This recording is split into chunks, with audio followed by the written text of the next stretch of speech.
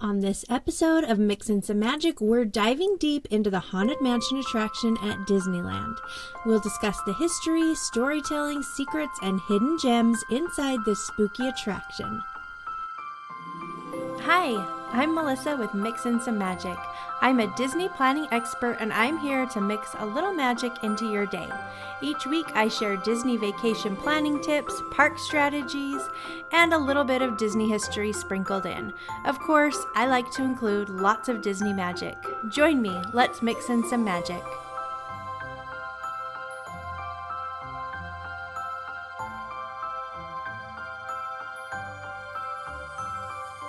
Welcome! Thanks for being here. I am so excited to share this episode with you. But first, let's talk a little Disneyland news. Not much to share with you today except for the fact that Disneyland raised ticket prices last week and Disney is starting a $50 kids ticket sale soon. You may have heard about this, but this sale is a big deal and I want to talk about it for a minute because I want you to be able to save money. So we're going to talk about how you can still book your tickets at the old price and how you can combine that with the kids ticket sale to save the very most money. You can take advantage of both deals if you know how to do it. So I'm going to tell you how you can do it. If you are visiting Disneyland between now and January 12th, 2025, you can still get your tickets at the old price if you book them by October 23rd through my travel partners at Getaway Today. By buying them now, you can save an extra $27 to $150 per ticket. That's huge. This is going to save my family of six $900. So here are the details so you don't miss out. If you already bought your tickets through Getaway Today and paid in full, then you've already received the lowest price before the price increase. You already locked in your tickets at that lower price. So you don't need to do anything else. If you already have tickets but you want to upgrade to include Genie Plus, then you need to do that before October 23rd. This will save you money because Disneyland also raised the price of Genie Plus. So if you want to add Genie Plus to your current tickets that you have with Getaway Today, you can call them and do that. You will have to make new theme park reservations, so just make sure your dates are still available before calling Getaway Today to make the change. If you want to buy tickets at the old price to save money, but you don't know when you're going to be visiting, you're like, we're going to go sometime in 2024, but I'm not sure when. That's totally fine. You can still get tickets. You're just going to need to enter a general date when you purchase them through Getaway Today. You're not held to this date, though. The date that you enter will be the date that Getaway Today sends you reminders to make your theme park reservations, which are still required, but the date you're entered is not tied to your theme park reservation. So the dates you choose are flexible. Keep that in mind. Now, Getaway Today's tickets are the best. They're refundable, they have no blackout dates, and you can make theme park reservations 180 days in advance. They're really amazing. You can use the link in the description to book your vacation or call them at 855-GETAWAY to lock in your tickets today. Make sure you tell them Mixin' Some Magic sent you to get the very best deals. That is super important. Please use my link if you book online.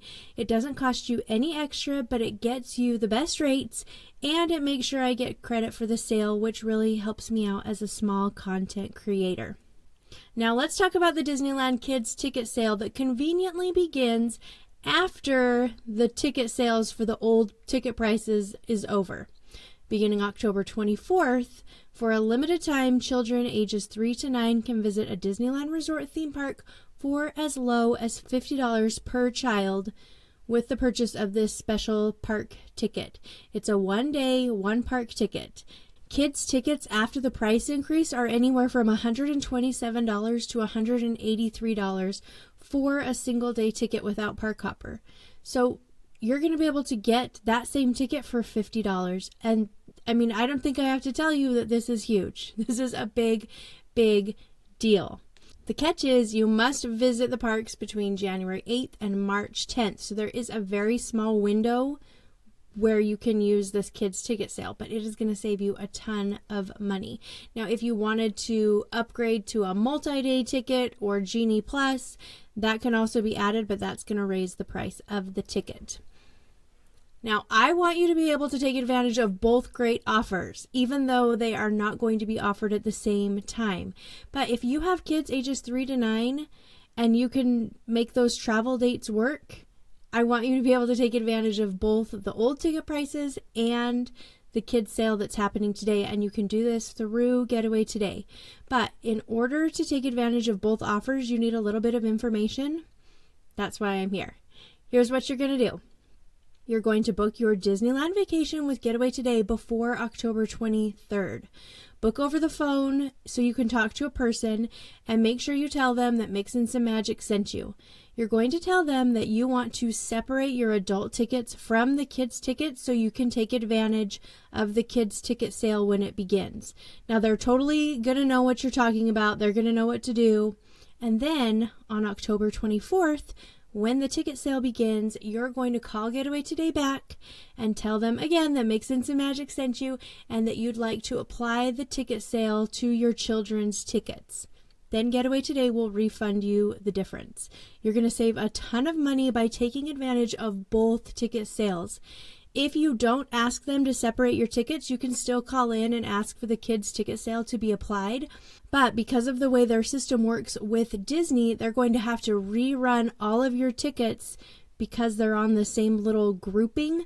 They're going to have to rerun that through the Disney system, and since prices have gone up, then you're going to have to pay the new adult prices for your adult tickets. So you're still going to save some money. You're still going to get some of that money back from your kids' tickets, but then you're going to be paying more for the adults' tickets. So you're not going to save as much as if you had Getaway Today separate the kids' tickets from the adults' tickets. Now, if you've already booked your tickets with Disneyland, then I'm so sorry. There's nothing you can do about that. Disneyland doesn't do refunds. Even if they have a sale, they don't care. You don't get to call them back and be like, hey, I'd like to have the sale price. It doesn't work that way. It's one of the reasons I never book with Disney, because I like to save money. And when you book with Getaway Today, their tickets are always discounted off the gate price.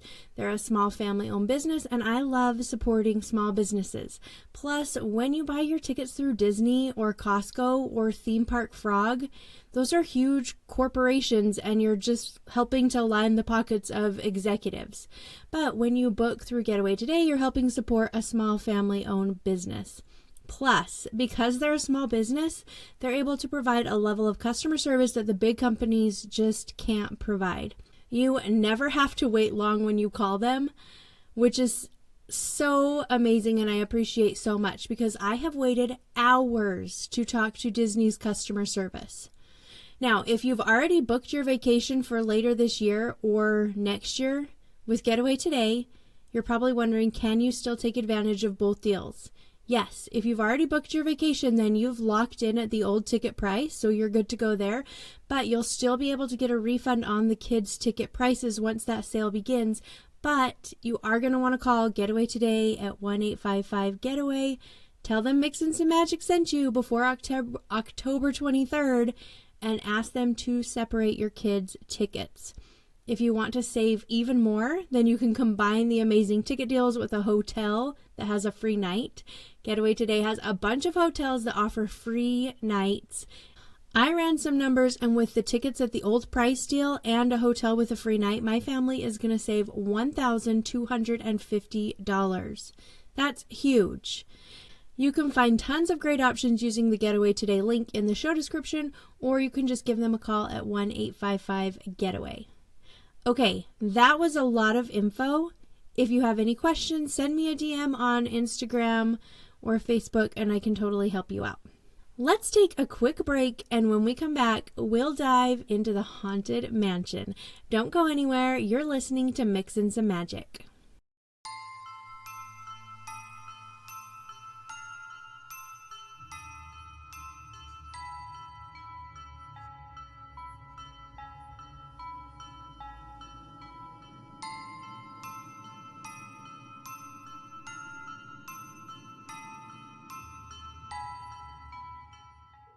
Once upon a time, there was a spooky attraction at Disneyland called the Haunted Mansion.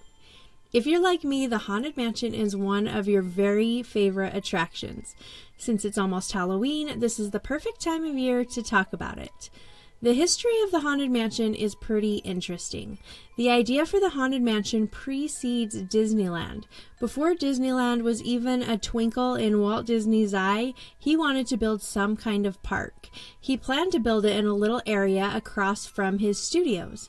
In 1951, the first known illustration of the park was created. It showed a Main Street setting with green fields, a western village, a carnival, and at the top of a small hill overlooking this idyllic scene was a haunted mansion. Disney legend Harper Goff came up with the black and white sketch of a rundown manor perched on top of this hill that overlooked the main street. Well, Walt loved this sketch, and he assigned Imagineer Ken Anderson to create a story based on the picture. The little park across from the studios never materialized, but once Disney's dream turned into Disneyland, plans were made for a New Orleans land, which was originally planned to be located in a small transition area between Frontierland and Adventureland. Now, once Disneyland opened in 1955, Walt was already making plans to expand his park. A few weeks after Disneyland opened, New Orleans Square appeared on a souvenir map along with a thieves' market, a pirate wax museum, and a haunted house walkthrough. The Haunted Mansion was originally intended to be a walk-through attraction. Ken Anderson was determined to come up with the perfect facade for the Haunted Mansion. He researched New Orleans and old plantations and came up with a spooky manor house that was overgrown with weeds and had boarded up windows, doors full of bats. It was covered in cobwebs, and it was obviously very, very haunted.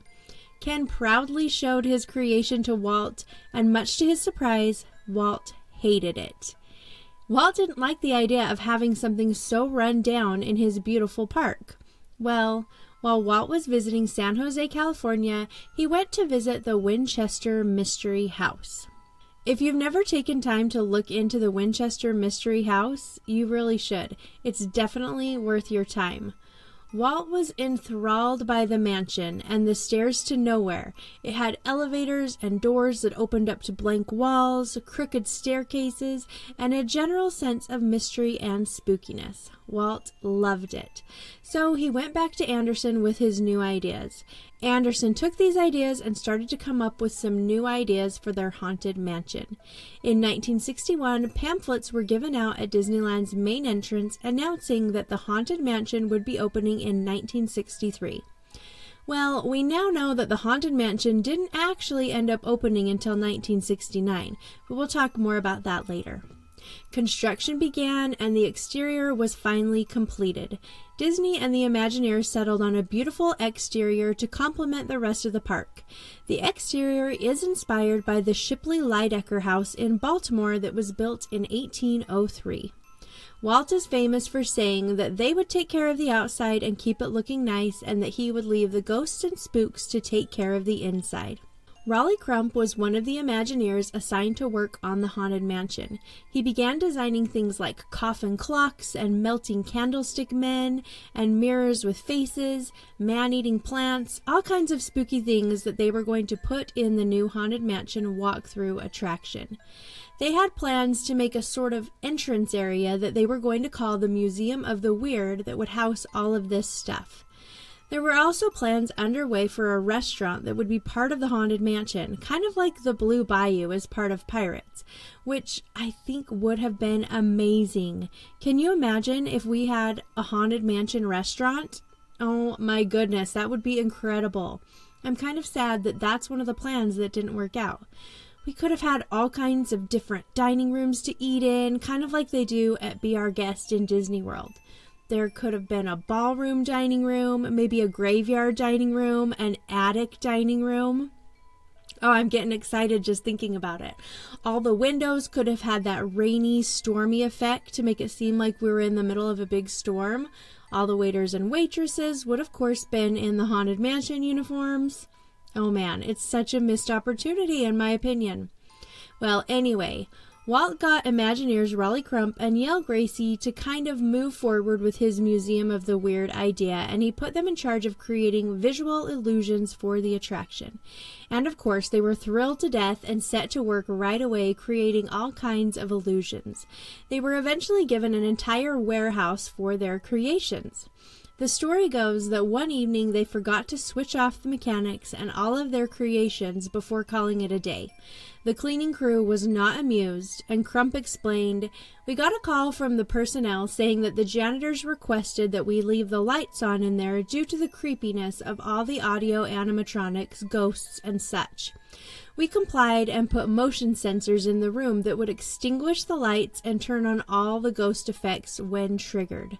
The next morning, we came in and found all the ghost effects still running and a broom lying in the center of the floor. Personnel called and said that the janitors would not be back." I love this story. Can you imagine being one of those janitors who walked into the dark warehouse and inadvertently trips the motion sensor, and then all of a sudden you have all these things going off? It would be terrifying. I don't blame them. I wouldn't go back either. The Haunted Mansion project got put on hold because of the World Fair in 1964. Then Walt Disney passed away in 1966.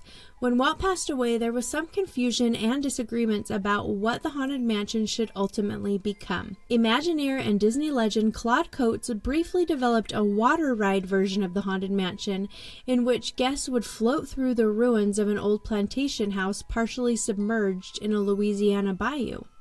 That didn't work out, though. The two Imagineers put in charge of the new Haunted Mansion project were Mark Davis and Claude Coates, but they could not agree on whether the ride should be frightening or enjoyable. Claude wanted a scary adventure, while Mark thought the ride should be silly and fun. In the end, they ended up combining both of their ideas. The beginning is more of the spooky, scary stuff, and the end has characters and is more silly and lighthearted. I think we'd all agree that they both got their way, and it's a good mixture of both. The Museum of the Weird walkthrough attraction was abandoned, along with the restaurant idea.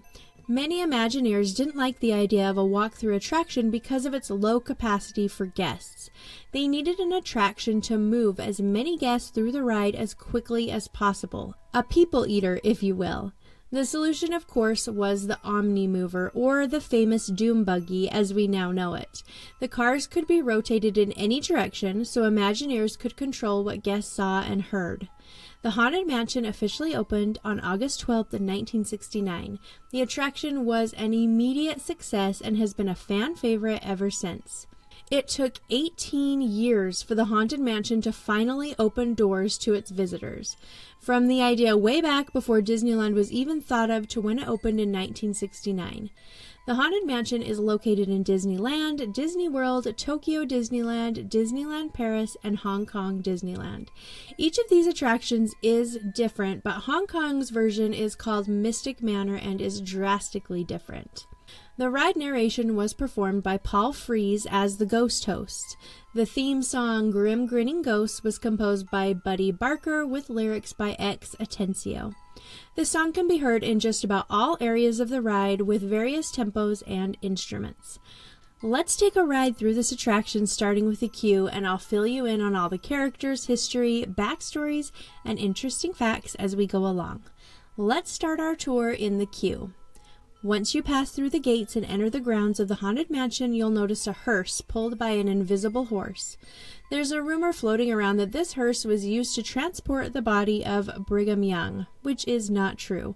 From what I've read, a hearse didn't transport his body at all. The empty harness makes it look like a horse is pulling it, and if you listen really closely, occasionally you'll be able to hear the ghost horse. You'll pass a pet cemetery as you walk in front of the mansion. Here you'll find all kinds of interred pets. Make sure you take some time to read their headstones as you're walking by. Some of them are pretty clever. There's a cat headstone with a bunch of little bird headstones around it that's pretty cute. My personal favorite part of the pet cemetery is the grave for the skunk. The skunk's tombstone is located far apart from the rest of the pet tombstones, probably because they're disgusted by the skunk smell. And the skunk's tombstone is surrounded by society garlic flowers. making the tombstone always have a stench about it. If you didn't know, society garlic flowers smell like skunks. The headstone reads, "In loving memory of our pet Stripey, you may be departed, but your scent will linger on." You'll also pass a family mausoleum filled with names that are puns like Theo later. In the queue is a cute little haunted birdhouse, and I think I may have figured out who lives here. More on that later. Once you enter the Haunted Mansion, you'll be escorted directly into the stretching room. This room has no windows and no doors. It's here that we meet the ghost host. He's the first spook or spirit that we encounter when we enter the Haunted Mansion. He's our tour guide or our narrator throughout the whole experience. Disney has never given us an explanation for his character, but there are a couple of rumors. Number one is that he is Master Gracie.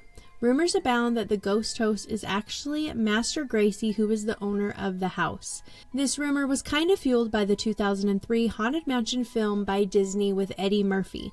In the movie, Master Gracie is the man who hangs himself in the stretching room. The ghost host himself also gives a little clue that this might be true. While we're inside the stretching room, he says, "Consider this dismaying observation. This chamber has no windows and no doors, which offers you this chilling challenge, to find a way out. Of course, there's always my way." At this point, the lights come on just enough so you can see a man hanging from the rafters. Many assume that this is Mr. Gracie, who it's also assumed is the owner of the mansion. The name Gracie is attributed to Yale Gracie, one of the Imagineers behind the Haunted Mansion. Of course, there are some people who don't agree with this theory, and they think that the ghost host is just maybe a butler or a caretaker of the mansion, but no one any more significant than that. There's also a portrait on the wall in the mansion that shows a gaunt man who many assume to be Master Gracie. He's holding an axe, and he's wearing a noose around his neck as a tie. Originally, a little raven was going to be our host through the mansion as a nod to Edgar Allan Poe, but he was so small he kept getting overlooked, so they switched to the ghost host instead. But you can still see the raven in various places throughout the attraction. Could that little haunted birdhouse in the queue belong to him? I think so. I'm going with it. Let's get back to the stretching room. The stretching room goes different ways depending on which park you're in. So if you're in California or Paris, the floor descends down in the stretching room. If you're in Florida or Tokyo, the ceiling actually rises up. The stretching room in Disneyland is special because the floor goes down, but the ceiling stays in place.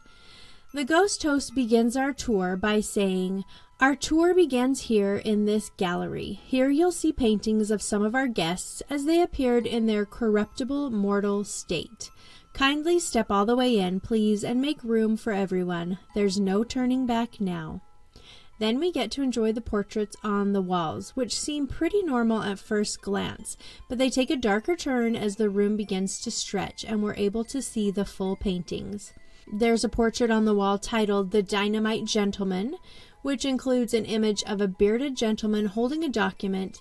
When the portrait stretches, it's revealed that he is only wearing his undergarments from the waist down and standing atop a lit keg of dynamite. There's another portrait called "The Tightrope Walker," where we see a pretty young lady holding a parasol. When this portrait stretches, it's revealed that she is balancing on a fraying tightrope above the gaping jaws of an alligator. There's another portrait called "The Black Widow." It shows an old woman holding a rose.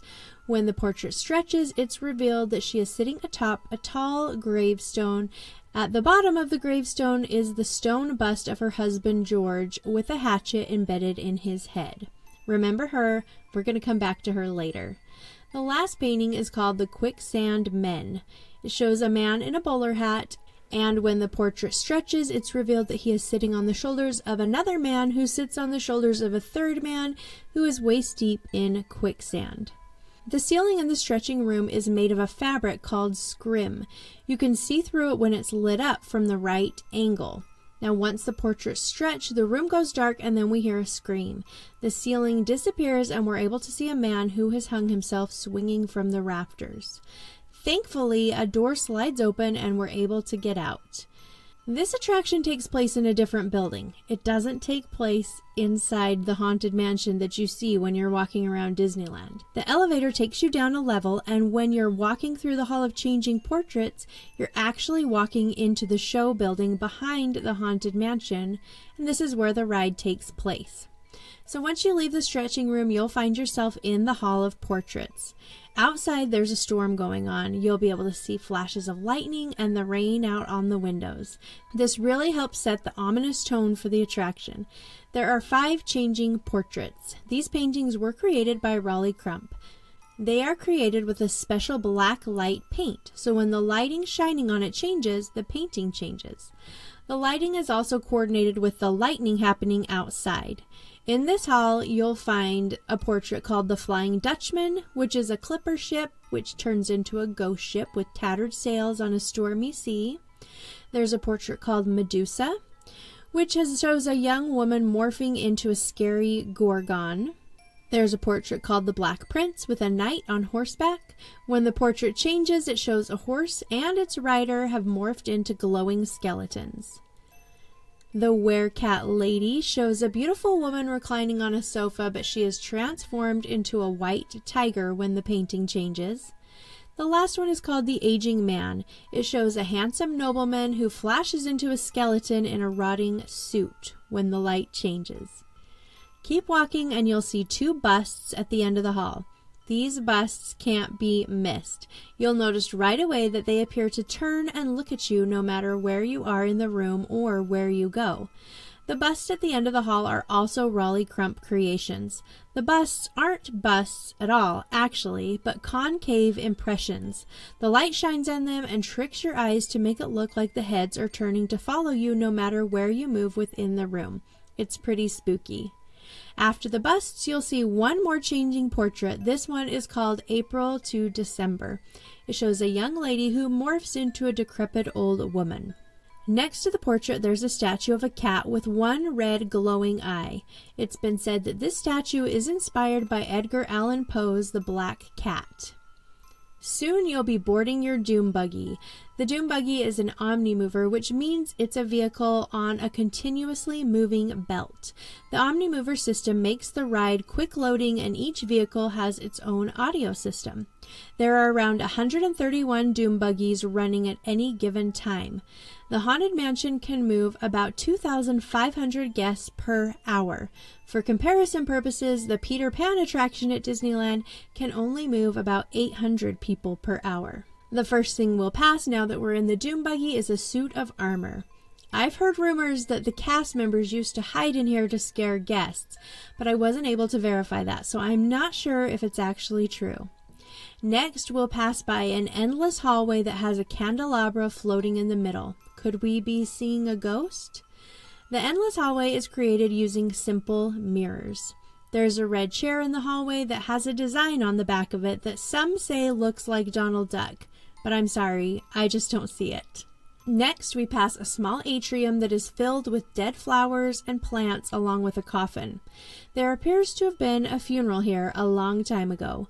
The lid to the coffin is moving, and whoever is inside wants to get out. If you look closely, you'll notice the raven in this scene that I mentioned earlier. At this point, you're going to notice the famous purple wallpaper. I love this wallpaper. The design of the wallpaper was inspired by artwork created by Imagineer Raleigh Crump for his Museum of the Weird attractions. It was inspired by a monstrous plant that would grow out of a pot and fly away. In this section of the hallway, there's a bunch of doors that seem to be trying to open. Some are bulging as if something huge is pressing on the other side of them. There's also portraits of ghosts on the walls and a cross-stitched sign that says Tomb, Sweet Tomb. Each of these portraits actually belongs to a ghost who lives in the mansion that you can find in the graveyard scene. The grandfather clock you'll see has 13 hours and the hand spins backwards. The clock itself looks like some kind of demon with a gaping mouth. Watch for the creepy shadow hand to pass over it as you go by. Now we'll enter the seance room and meet Madame Leota. You may notice she's just a floating head. This isn't a hologram, it's an actual head in the ball with very simple features. Her image is then projected onto her face. The head didn't start floating until 2006.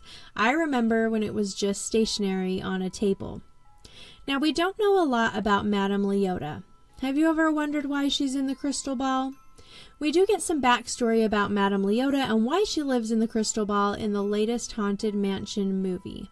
Madame Leota was named for Disney Imagineer Leota Toombs, who allowed fellow Imagineers Raleigh Crump and Yale Gracie to record her likeness and use it to experiment with the projection technology that they were working on when developing the character of Madame Leota.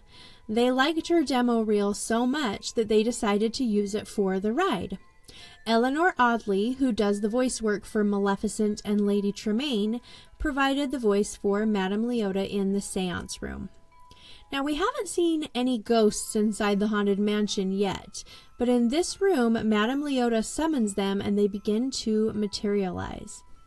Her spellbook is open to page 1312 through 1313, which has a spell on it called "A Spell to Bring to Your Eyes and Ears One Who is Bound in Limbo." Under the title, there is an incantation which reads, "Cree, Cra, Virgo, Gabba, Calto, Cree." This phrase is actually taken directly from the 1968 Disney film Blackbeard's Ghost, where the same spell is used to materialize the ghost of Blackbeard. The fact that the book is open to page 1313 is a reference to Disneyland's address being 1313 Harbor Boulevard. If you didn't know, the 13th letter of the alphabet is M, so 1313 is MM, which are the initials of Mickey Mouse. The page in this book also has a chant written on it that we hear Madame Leota reciting. "Serpents and spiders, tail of a rat, call in the spirits wherever they're at. Rap on a table, it's time to respond. Send us a message from somewhere beyond. Goblins and ghoulies from last Halloween, awaken the spirits with your tambourines. Creepies and crawlies, toads in a pond, let there be music from regions beyond. Wizards and witches, wherever you dwell, give us a hint by ringing a bell." The opposite page to that of the spell shows a drawing of the personification of Death, who's depicted with this creepy, leering head and really looks a lot like the Hatbox Ghost that we see later on in the attraction. Above the pictures are the words "Memento Mori," which are a Latin proverb meaning "remember you will die." Madame Leota's spell must have worked because as we head into the ballroom, there are ghosts materializing everywhere. There is so much going on in this part of the attraction. The magic used to create all the ghosts in the ballroom is called Pepper's Ghost Effect. It's a simple effect that has been used to create illusions since the 1860s. It requires some mirrors, lights, and models. The figures of the ghosts are set up above and behind the stage, and then mirrors and lights are used to create the effect. There are 13 candles on the birthday ghost cake, and in Western culture, the number 13 is considered unlucky and associated with misfortune. If you look closely at the ballroom scene, you'll be able to see some plates that make a hidden Mickey. The ghost dangling from the chandelier is one of the only characters named in the ride's blueprints. His name is Pickwick. Now, this is a crazy story, but somewhere around the summer of 1974, someone actually fired a gun inside the Haunted Mansion at the ballroom scene. Now, how they got a gun into Disneyland is beyond me, but it was 1974, so there you go. Disney discovered a small hole in the glass in front of the ballroom scene, and this left them with a huge problem. The pane of glass that is separating the doom buggies from the ballroom is so large that in order to replace it, the roof would need to be taken completely off the Haunted Mansion so they could lift this giant pane of glass out and put in a new one. Obviously, this is not the best option for Disney or for the guests who would miss out on riding the ride while it was down for maintenance. So Disney decided to cover the hole by making a spider web and placing a fake spider over the top of it. If you look really closely between the two dueling paintings, you may be able to see it. The organ being played in the room is the actual organ played by Captain Nemo in the movie 20,000 Leagues Under the Sea. Heading into the attic, we meet Constance Hatchaway, who was given her name and current look in 2006. We can't talk about the Haunted Mansion without talking about the bride. Ever since the Haunted Mansion opened in 1969, there's been a bride in the attic. Constance Hatchaway is probably the most famous. You may have heard of her referred to as the Axe Bride or the Black Widow Bride. Like I said, she made her debut at Disneyland in 2006. In the attic scene, she's reciting wedding vows while discreetly brandishing an axe. You'll notice the sound of a heartbeat in the room, too. The Doom Buggy moves you past 5 portraits of her murdered husbands. As you pass each portrait, the groom's head disappears. Her husbands are Ambrose Harper, Frank Banks, Marquis de Doom, Reginald Kane, and George Hightower. With each husband, Constance seems to get a little more wealthy, and you can see this in her wedding portraits. In each portrait, she's wearing another strand of pearls. The story goes that Constance's 5th husband was the owner of the mansion at some point, which made her the owner after his death. This is backed up by the fact that Constance is the woman holding a rose in the stretching room. In that portrait, we see a portrait of a much older Constance holding a rose as she sits on top of the tombstone of her late husband, George. Keep an eye out for 2 small porcelain figures of a couple on one of the shelves, with the head of the man figure broken off. After the attic, we are faced with the famous Hatbox Ghost. Now, the Hatbox Ghost was original to the Haunted Mansion, meaning that he was there when the Haunted Mansion very first opened in 1969, but he was moved quite soon afterwards because he was just not working as intended. The special effects just weren't going as planned, and he was breaking down quite often, so the decision was made to remove him. But lucky for us, he was reintroduced back in 2015. Many people assume that he is one of Constance Hatchaway's husbands because his head disappears from his shoulders and reappears in the hatbox. If this is true, it would most likely have been her 4th husband, Reginald Kane, who walks with a cane just like the Hatbox Ghost. Now, there's a theory floating around that at this point in the storyline, as the guest is trying to get out of the attic and away from the murderous bride and the Hatbox Ghost, they fall out of the window and die. And the next thing I know, they're in a graveyard and surrounded by ghosts. Now, I kind of like this theory. The motion of the Doom Buggy does make it seem like you're falling in slow motion after you leave the attic. So could it be true? I don't know. You decide and tell me in the comments. After that, we run into the groundskeeper and his dog. They look absolutely terrified to be witnessing grim, grinning ghosts coming out to socialize. The groundskeeper is the only human that we see on the whole attraction. As we enter the graveyard, it's clear that there is a huge party going on. It's here that we get to hear the lyrics to the song we've been hearing the entire attraction. The song and the script for the Haunted Mansion were written by X Atencio. The song was designed to run on a loop, so there's really no beginning and no end. The song starts out really slowly in the stretching room, and then it speeds up as the ride goes on. It's going pretty fast by the time you hit the graveyard scene. The only time you don't hear it is when you're in the attic. There you'll hear the wedding march.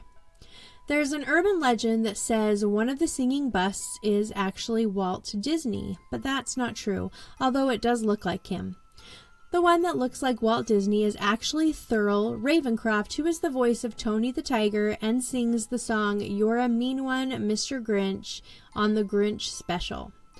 Each singing bust actually has a name. From left to right, they are Ned Nubb, Uncle Theodore, Rollo Rumpkin, Phineas Pock, and Cousin Algernon. Ready or not, it's time to leave the ghostly celebration, but the party isn't over quite yet. As we leave the graveyard, we encounter the hitchhiking ghosts. It seems like they're looking for a ride. Here's a little backstory about each of them from the Disney Parks blog. 3 hitchhiking ghosts, Ezra Bean, Professor Phineas Plump, and Gus, are always looking for a way out of the mansion. Ezra is the tallest of the hitchhiking trio and lived his life as a vagabond. Some would consider him to be the leader of the 3. In his corruptible mortal state, Phineas Plump traveled the country hawking snake oil at the train depots. He crossed over to the spirit realm while experimenting with a new miracle concoction and still keeps his trusty carpet bag by his side, eager to make another sale. Poor Gus served most of his time for a crime he did not commit. Upon encountering this pint-sized phantom, it's easy to tell he is no criminal mastermind. His playful innocence is apparent as he always looks at the bright side of the afterlife. Now, a hitchhiking ghost will try to follow you home, so watch in the mirror at the end of the attraction to see which one has chosen you. On the way out, you'll see Madame Leota again, only this time she's in miniature. She's affectionately referred to here as Little Leota. She invites you to come back to visit once you have your death certificate. Little Leota is voiced by Leota Toombs herself. If you pay close attention throughout the attraction and the queue, you'll see images of monsters in the woodwork, ironwork, wallpaper, and even the furniture, so keep a sharp eye out. The Haunted Mansion cost $7 million to build back in the 1960s, which would be about $60 million today. Anyone can ride this attraction, there's no height limit, although it may be scary for some guests. Thank you so much for being here and all your support. It means so much to me. I will be back next week with something new. Thanks so much for listening. We'll talk soon.